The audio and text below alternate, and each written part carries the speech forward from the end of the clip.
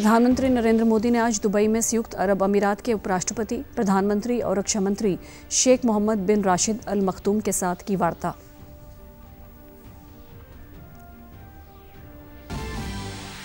किसानों द्वारा किए जा रहे आंदोलन को लेकर केंद्रीय कृषि मंत्री ने कहा कि सरकार किसानों के साथ बातचीत के लिए तैयार है। केंद्रीय मंत्री नितिन गडकरी ने आज दिल्ली से हरियाणा के सोहना के बीच NH 148 NA कॉरिडोर का किया निरीक्षण। कहा, दिल्ली के NDA फ्लाई ओवर सोहना के कैलगांव तक इस कॉरिडोर का हो रहा है निर्माण।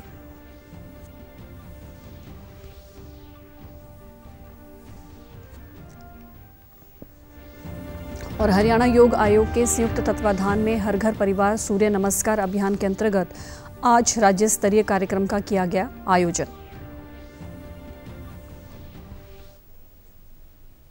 नमस्कार, मैं भानुप्रिया। अब समाचार विस्तार से। प्रधानमंत्री नरेंद्र मोदी ने आज दुबई में संयुक्त अरब अमीरात के उपराष्ट्रपति, प्रधानमंत्री और रक्षा मंत्री शेख मोहम्मद बिन राशिद अल मखदूम के साथ वार्ता की। बैठक में दोनों देशों के बीच साझेदारी और मजबूत करने पर विचार विमर्श हुआ। बैठक के बाद पीएम मोदी ने नवाचारी बाजार स्थल भारत मार्ट का वर्चुअल उद्घाटन किया।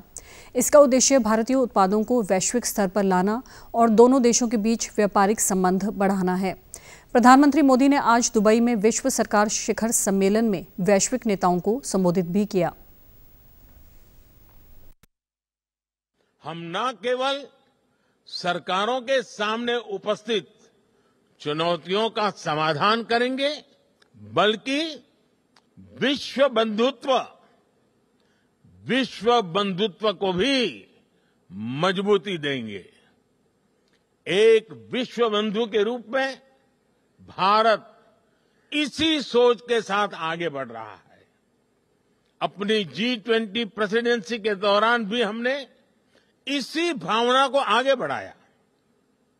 हम one earth, one family, one future, इसी भाव से चले। फ्रेंड्स, हम सभी के पास गवर्नेंस को लेकर अपने एक्सपीरियंसेस है। हमें न सिर्फ एक दूसरे के साथ काम करना है, बल्कि एक दूसरे से सीखना भी है। यही इस समिट का भी लक्ष्य है। यहां से निकले सॉल्यूशन दुनिया के फ्यूचर को शेप करने वाले होंगे। प्रधानमंत्री ने मंदिर निर्माण के निमित्त भूमि आवंटित करने के लिए संयुक्त अरब अमीरात के राष्ट्रपति शेख मोहम्मद बिन जायद अल नाहयान के अनुग्रह और व्यक्तिगत सहयोग के प्रति आभार व्यक्त किया है। ये अबू धाबी में पहला हिंदू मंदिर है।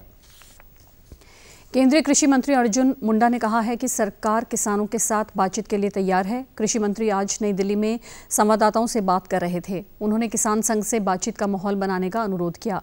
कृषि मंत्री ने किसान संघ से आग्रह किया कि आम लोगों के लिए कोई बाधा न खड़ी की जाए, क्योंकि इससे स्थिति और जटिल हो जाएगी।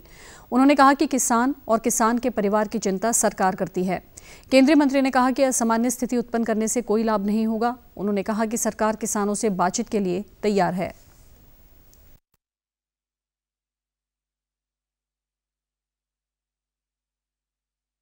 मैं निवेदन करूंगा सारे किसान संगठनों से, जो भी इस समय इस तरह की बातों को लेकर, जिससे कि समस्या का समाधान के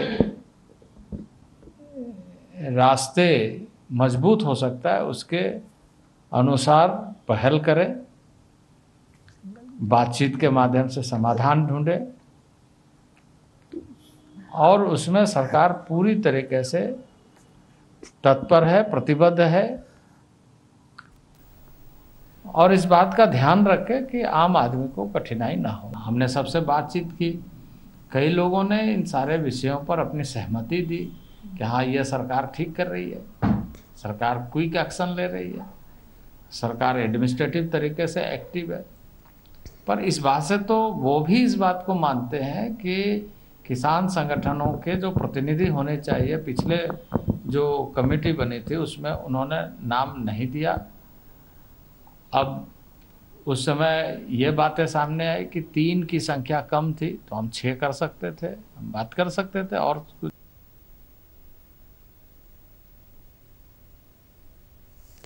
केंद्रीय सूचना एवं प्रसारण और युवा एवं खेल मामलों के मंत्री अनुराग सिंह ठाकुर ने नई दिल्ली में किसान आंदोलन को लेकर पत्रकारों से बातचीत की। उन्होंने कहा कि मोदी सरकार पहले दिन से किसान कल्याण हेतु प्रतिबद्ध होकर कार्य कर रही है। पिछले 10 वर्षों में किसान कल्याण हेतु कई योजनाएं लाई गईं, जिन्होंने देश के करोड़ों किसानों को लाभ पहुंचाया।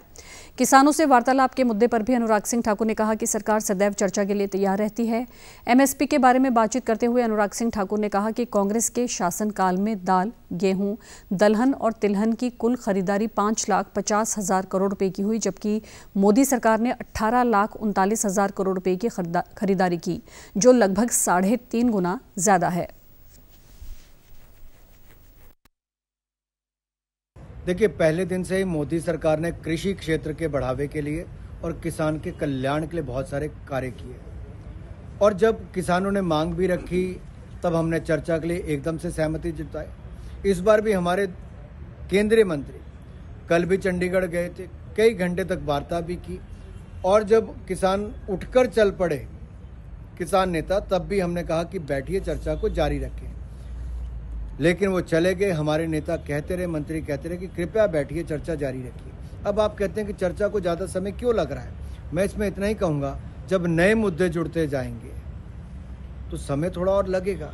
अगर वो कहते हैं कि WTO में से भारत हट जाए, वर्ल्ड ट्रेड ऑर्गेनाइजेशन से भारत अपने आप को अलग कर ले, वो कहते हैं कि FTA रद्द कर दो, फ्री ट्रेड एग्रीमेंट रद्द कर दो, वो कहते हैं स्मार्ट मीटर मत लगाओ, वो कहते हैं कि पराली को जलवायु के क्षेत्र से निकाल दो, कृषि क्षेत्र को निकाल दो, इलेक्ट्रिसिटी अमेंडमेंट बिल में ये बदलाव कर दो।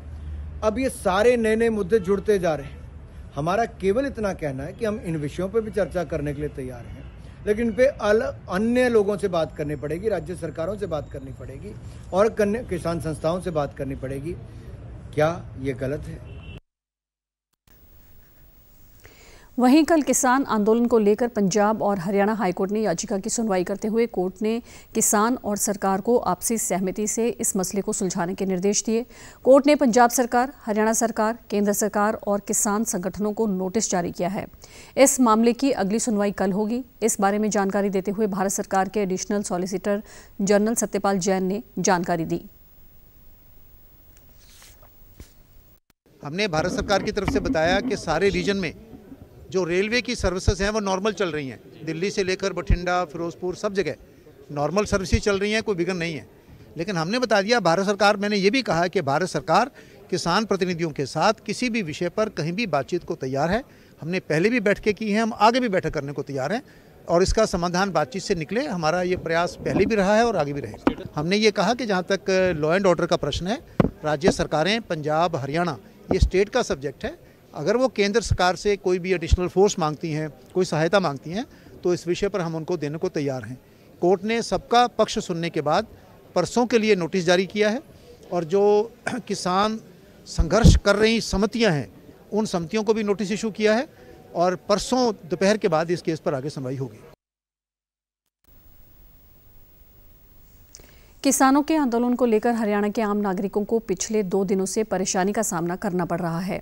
हरियाणा, पंजाब, दिल्ली की सड़कें बंद होने से लोगों को दिक्कत हो रही है। इंटरनेट बंद होने से स्कूल, कॉलेज में पढ़ने वाले स्टूडेंट्स, व्यापारियों सहित अन्य लोगों का कामकाज ठप हो गया है। किसानों के आंदोलन को लेकर नागरिकों को हो रही परेशानी को लेकर जब लोगों ने कहा कि किसानों के इस आंदोलन के तरीके से उन्हें बड़ी परेशानी हो रही है, तो किसानों को सरकार से अपनी मांगों को मनवाने के लिए मिल बैठकर हल निकालना चाहिए। उन्होंने कहा कि आंदोलन के कारण व्यापार पर भी गहरा असर पड़ रहा है।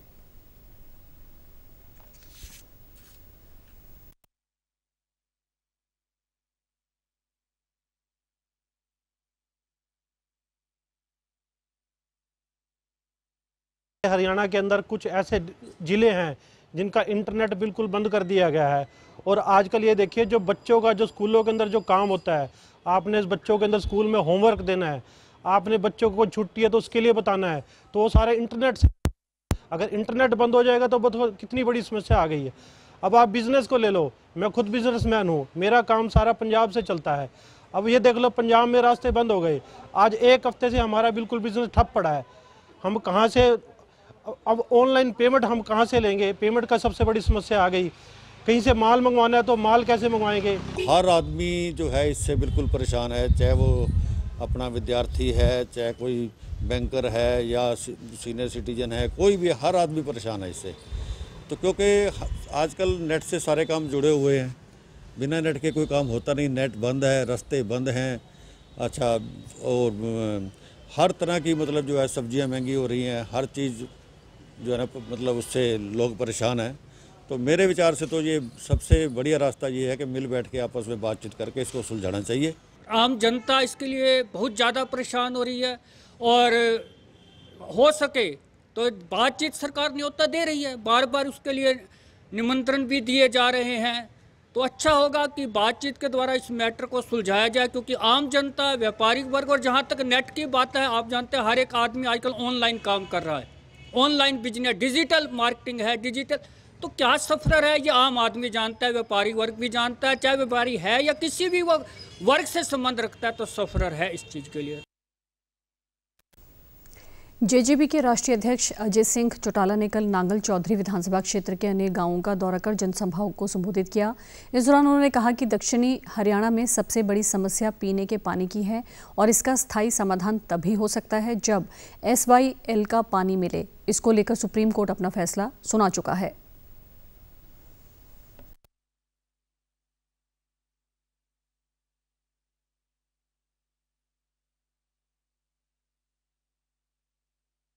सबसे बड़ी समस्या इस इलाके की पानी की है और जब तक SYL का पानी हरियाणा प्रदेश को नहीं मिलता तब तक इस प्यासे क्षेत्र की प्यास नहीं मिटाई जा सकती और उसके लिए हम निरंतर प्रयासरत हैं। सुप्रीम कोर्ट में चौधरी ओम प्रकाश चौटाला जी के समय में फैसला हुआ था जो अब तक लागू नहीं हो पाया।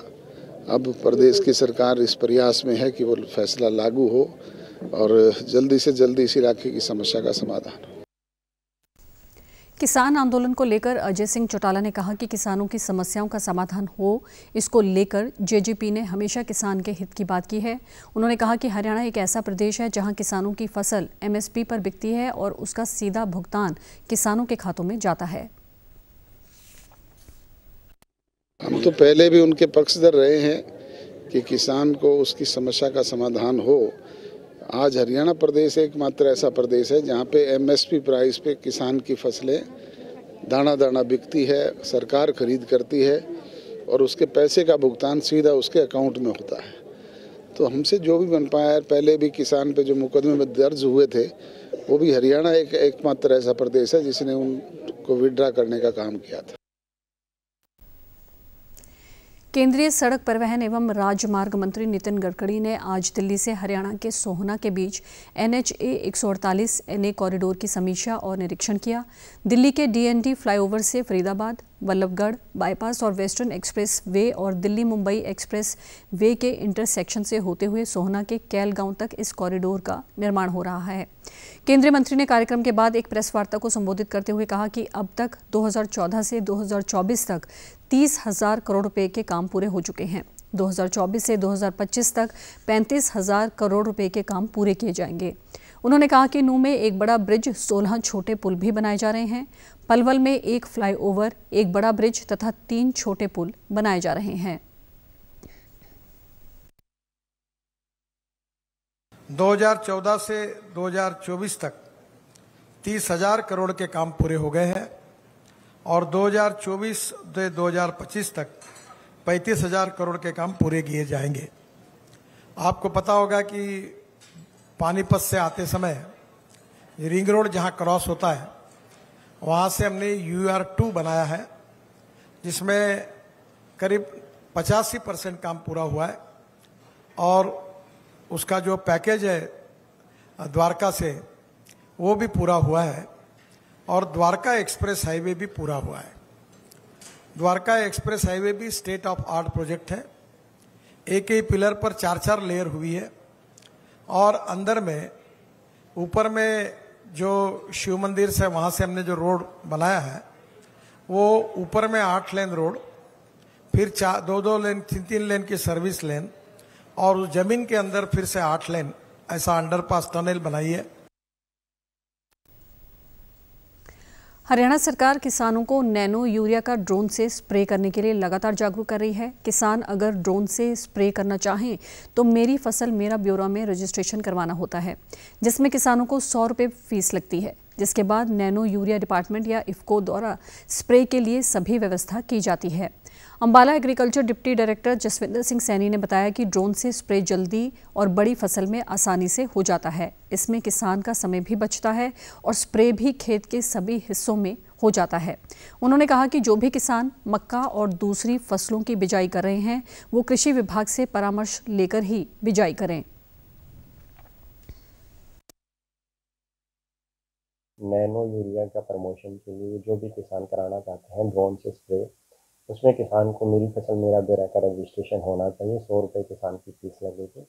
ड्रोन और इफ्को का जो नैनो यूरिया है वो डिपार्टमेंट द्वारा या इफ्को द्वारा ही प्रोवाइड कराया जाएगा, तो ये किसान इसका फ़ायदा ले सकते हैं। दूसरा, इम्प्लीमेंट की हमारी स्कीम से उनकी सब्सिडी जल्द ही खाते में आ जाएगी।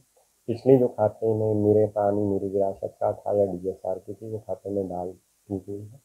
आगे जो किसान हैं अभी सनफ्लावर और मक्का की बिजाई कर रहे हैं तो वो परामर्श लेके कृषि विभाग से तभी बिजाई।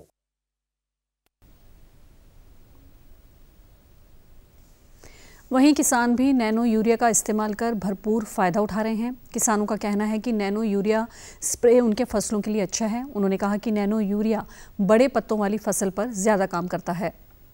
यूरिया बहुत अच्छा कार्य कर रहा है और उम्मीद है भी आगे जो सी दूसरी फसलें भी उनके लिए भी सरकार को थोड़ा सा इसमें तकनीक चेंज करेगी, शायद उसके ऊपर भी अच्छा काम करे।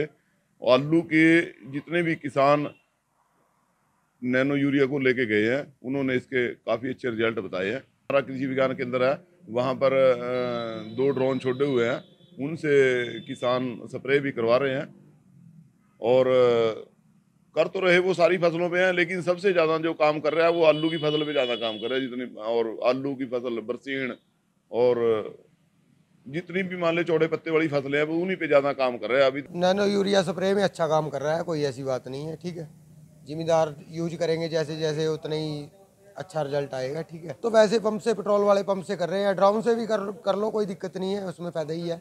बड़ी फसल है तो उसमें फ़ायदा ही होगा, कोई नुकसान नहीं है उसमें। दीदी अब मोटरसाइकिल पे ही काम चल जाता है, लिफाफे में ही।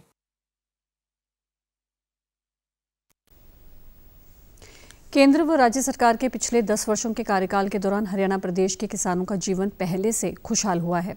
फसल बीमा योजना, सोयल हेल्थ कार्ड योजना, किसान सम्मान निधि योजना, भावांतर भरपाई योजना, किसानों को कम ब्याज पर मिलने वाला ऋण व कृषि यंत्रों पर मिलने वाली रियायत ने किसानों के जीवन को बदलने का कार्य किया है तथा उनकी आय में बढ़ोतरी की है। हरियाणा प्रदेश के किसानों से जब इस बारे में बात की गई तो किसानों का कहना था कि पिछले 10 वर्षों में केंद्र की मोदी व हरियाणा राज्य की मनोहर सरकार में उन्हें अच्छा लाभ हुआ तथा उनके जीवन स्तर पर सुधार आया है। भिवानी जिला के गांव रेवाड़ी खेड़ा के किसान रोहित, राजकुमार व प्रमोद ने बताया कि उन्हें अपनी फसलों का अच्छा न्यूनतम समर्थन मूल्य मिला है।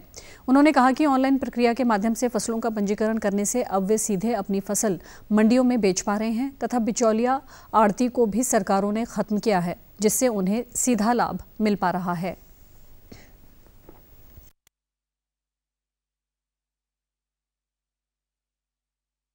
पिछले 10 सालों से बीजेपी सरकार और अब 5 सालों से जेजेपी और बीजेपी सरकार, हरियाणा के डिप्टी सीएम साहब ने एमएसपी रेट को बहुत बढ़ावा दिया है। इससे बीच में आड़तियों को ख़त्म कर दिया। नहीं, किसान जाते थे, आड़तियों का ब्याज ही पूरा नहीं होता था।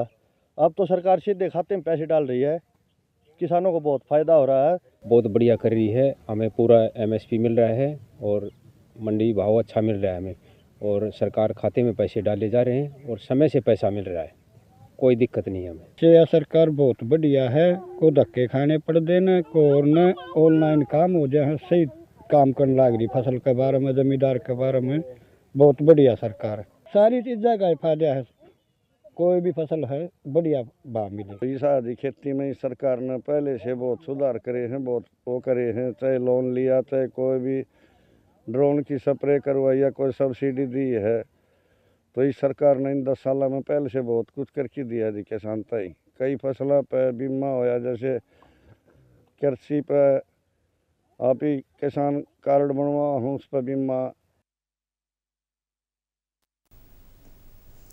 हरियाणा में शिक्षा का स्तर और सुधारने के उद्देश्य से हरियाणा शिक्षा विभाग ने अब प्रदेश के स्कूलों में मुख्यमंत्री छात्र परिवहन योजना शुरू की है। इस योजना के शुरू होने के बाद दूर दराज से आने वाले स्कूल के विद्यार्थियों को परिवहन का लाभ मिलेगा।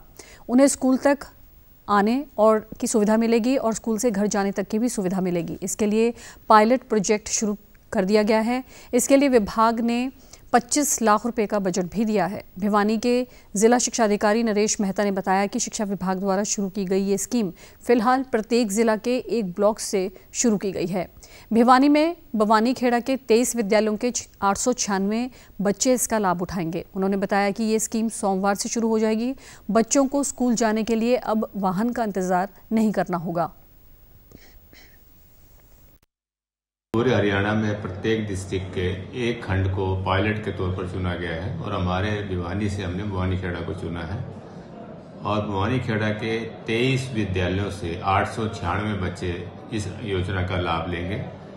यह योजना पहली से 12वीं तक के बच्चों के लिए है। वो बच्चे जिनको अपने घर से स्कूल आने में कठिनाई होती है, कहीं बसों की दिक्कत आती है या किसी आवागमन में समस्या होती है, तो अब ये विभाग ने निर्णय लिया है कि सभी बच्चों को एक परिवहन योजना का लाभ दिया जाए। चाहे बच्चे दूर दराज के ढाणी में हैं या और कहीं रहते हैं जिसमें थोड़ी सी जो उनको बाधा है, कि बच्चों को जिस भी व्हीकल को एसएमसी हायर करेगी वो उस बच्चे का ये घर से लेगी और उसको घर तक ही छोड़ेगी, सुरक्षा के मानक पूरा करेगी। वहीं अध्यापक भी इस योजना से खुश हैं। उनका कहना है कि इससे बच्चों को काफ़ी फायदा होगा। अध्यापिका सुनीता ने बताया कि बच्चे सुरक्षित रहेंगे तथा समय पर स्कूल पहुंच पाएंगे। बच्चों के लिए एक और उनके माँ बाप के लिए भी सुरक्षा के मद्देनजर मतलब बहुत ही सराहनीय कदम है। बच्चों के लिए भी वही गर्मी है, सर्दी है, वर्षा ऋतु में आने जाने में दूर से आने वाले बच्चों के लिए परेशानी रहती है। पेरेंट्स भी परेशान होते हैं सर, कभी बच्चा स्कूल लेट पहुंच रहा है, कभी घर लेट पहुंच रहा है, तो काफ़ी अच्छा कदम है। स्कूल में टाइम से बच्चे आएंगे, एक रिस्पॉन्सिबिलिटी बनेगी सर, जैसे बच्चे आराम से थोड़े कंफर्ट होके बैठ के जाएंगे, रिलैक्स होके। हरियाणा योग आयोग के संयुक्त तत्वाधान में हर घर परिवार सूर्य नमस्कार अभियान के अंतर्गत आज राज्य स्तरीय कार्यक्रम पंचकुला के प्राथमिक प्रशिक्षण केंद्र भानु के परेड ग्राउंड में आयोजित किया गया।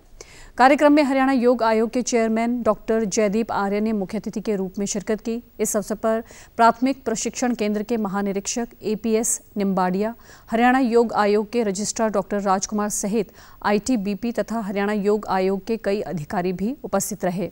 इस कार्यक्रम में 2500 से अधिक हिमवीरों ने हर घर परिवार सूर्य नमस्कार अभियान में हिस्सा लिया।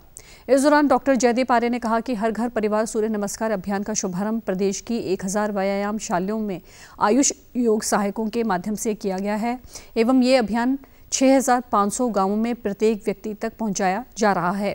प्रदेश के लगभग 14000 विद्यालय, महाविद्यालय, विश्वविद्यालय इस अभियान से जुड़े हैं।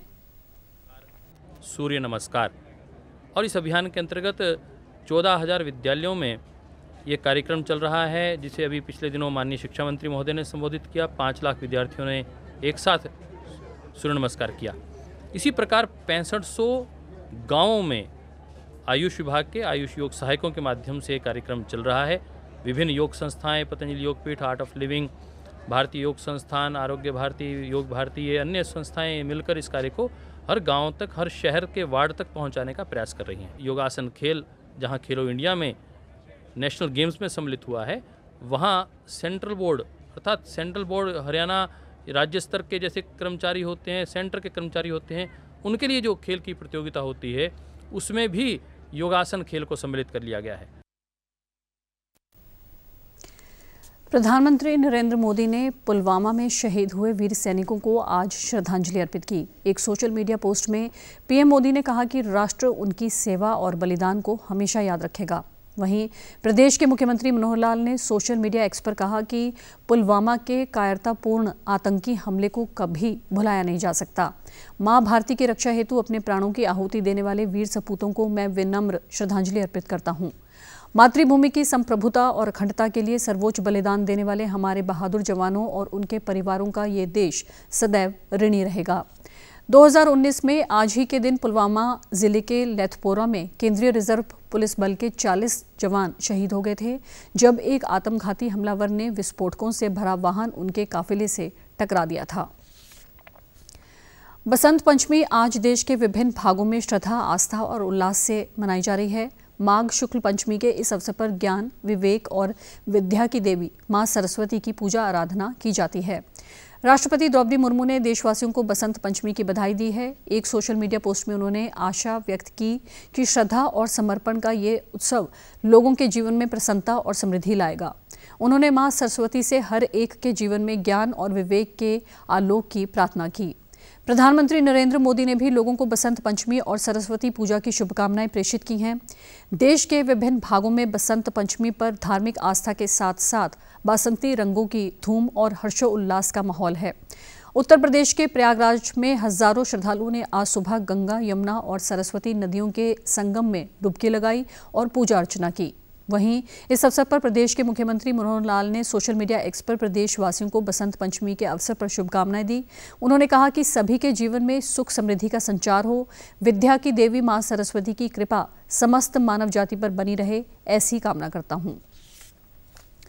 बसंत पंचमी के अवसर पर आयुष विभाग पलवल द्वारा आज गांव खजूरका स्थित अंबेडकर भवन में निःशुल्क आयुष चिकित्सा शिविर का आयोजन किया गया। इस अवसर पर जिला आयुष अधिकारी डॉक्टर संजीव तोमर सहित अन्य डॉक्टर भी मौजूद थे। इस मौके पर ग्रामीणों को निःशुल्क पौधे भी वितरित किए गए। जिला आयुष अधिकारी डॉक्टर संजीव कुमार ने बताया कि महानिदेशक आयुष हरियाणा के निर्देशानुसार गांव खजूरका में निःशुल्क आयुष कैंप का आयोजन किया गया है, जिसमें आयुष पद्धतियों के द्वारा लोगों का इलाज किया जा रहा है।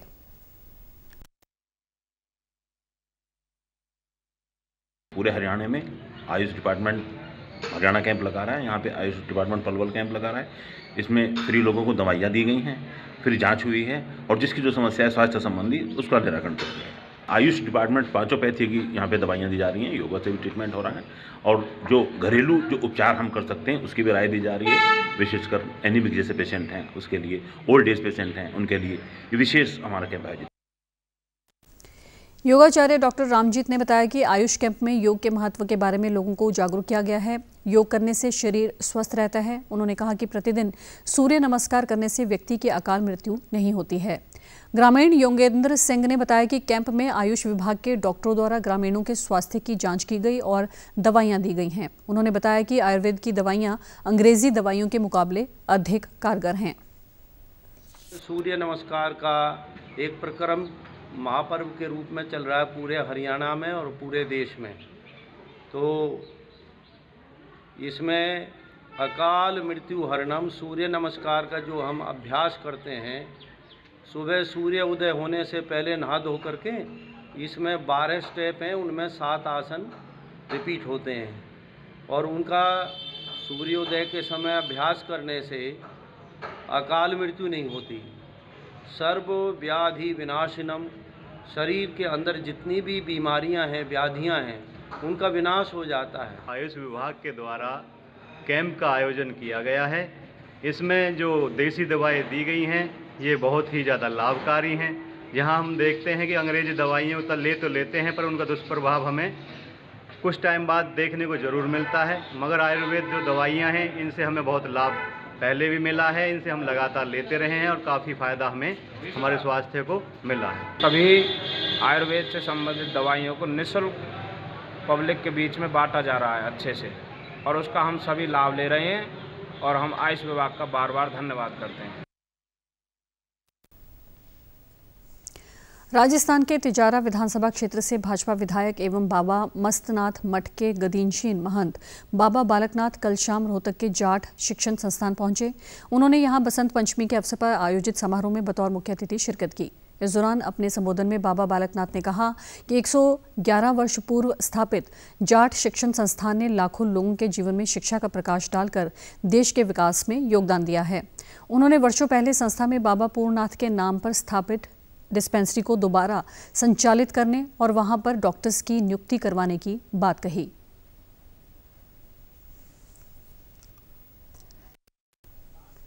समाचारों में आज इतना ही। नमस्कार।